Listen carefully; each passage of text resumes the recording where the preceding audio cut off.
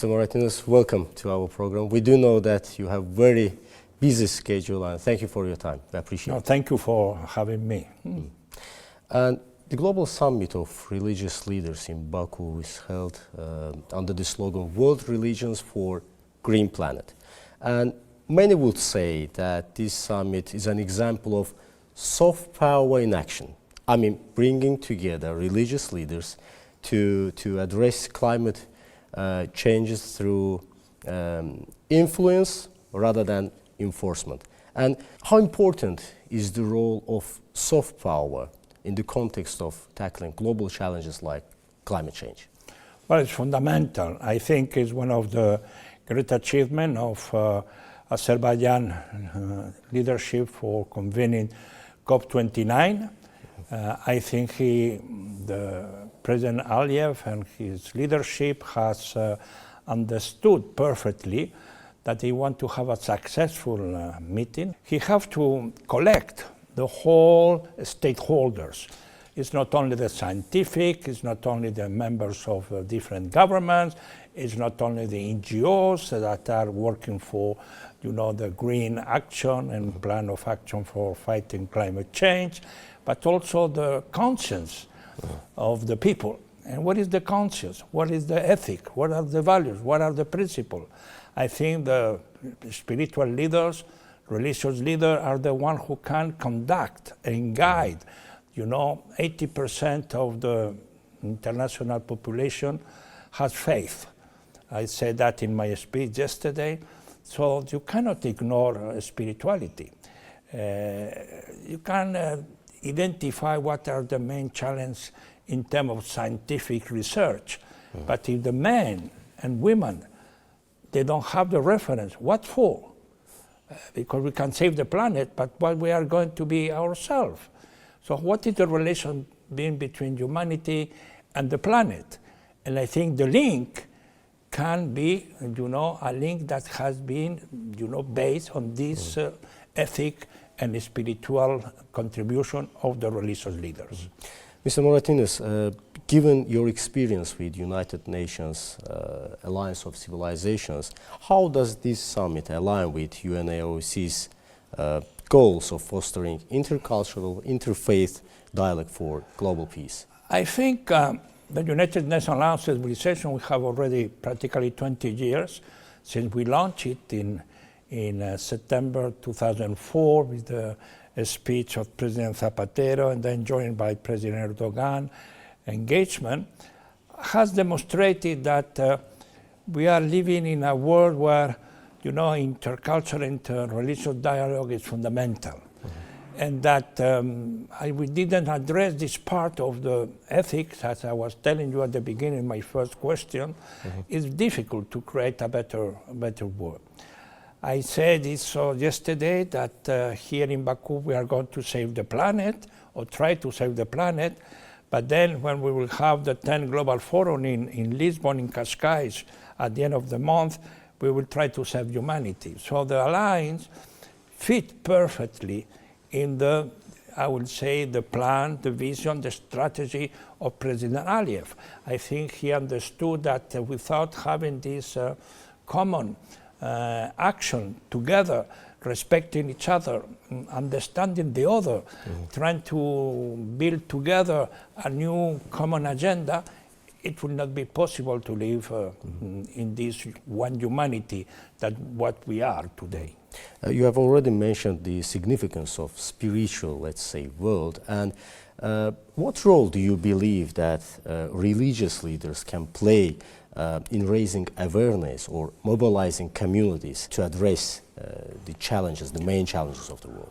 Well, when there is a disaster due to climate change, and there are floods like now, unfortunately, in Spain, in Valencia, and in other parts of the world, immediately the religious leaders are there to try to bring them compassion, support, not only psychologically, but even materially.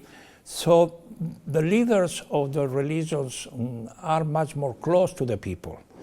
People, of course, they rely on political figures, and they rely on, the political representative, but in the daily life, they are much in contact with their religious community. And so if the religious community is in favor, if religious community tell them that they have to work for a better planet, a relationship between nature and humanity, I think they will act better. But if the religious leaders are out, the religious leaders don't take action, they don't get engagement with that, it will be much difficult. Because people now, they're a little confused, to be frank with you. They need some guidance. People are, overwhelmed by information. They don't know what is good and what is bad.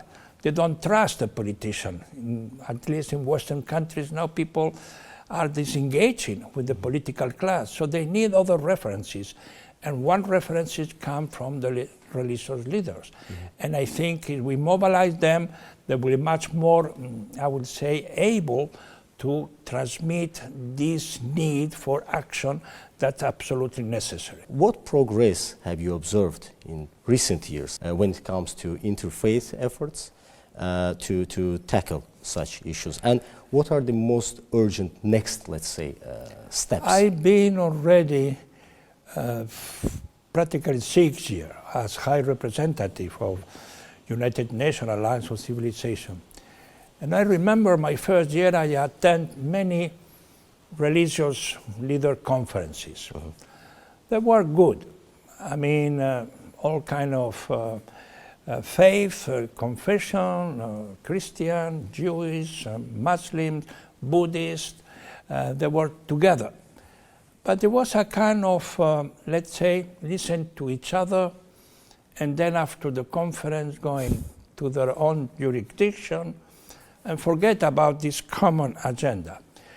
I saw a progress among themselves, because they are now understanding that a part of the diversity of religion and faith, that you can be Jewish, you can be Muslim, you can be Christian, you can be Buddhist, but they all belong to the same spiritual, environment. And they understood that they have to work together. So I saw a progress, a positive progress of trying to build together a common agenda. It's no more, I listen to you, that there is the alliance. Alliance is more than a dialogue. You know that before the alliance was created and launched, there was the dialogue of civilization. Dialogue is the precondition.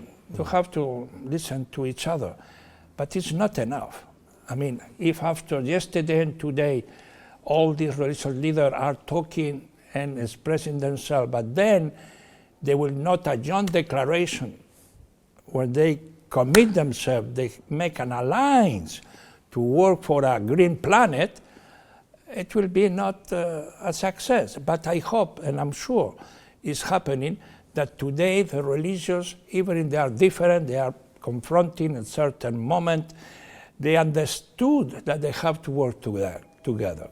And that is a real progress.